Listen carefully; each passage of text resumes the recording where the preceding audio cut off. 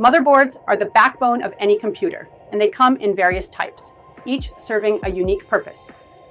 The most common is the ATX, measuring 305/244 nm, which offers ample expansion slots for high-performance components.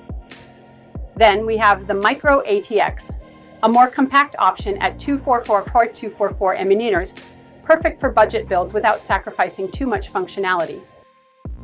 For ultra-compact systems, the Mini-ITX at just 170 mm is ideal, allowing for sleek designs while still supporting powerful hardware.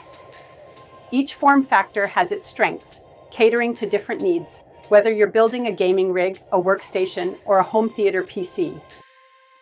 Understanding these types helps you choose the right motherboard for your specific requirements. Motherboards are the backbone of any computer, and they come in various types, each serving a unique purpose.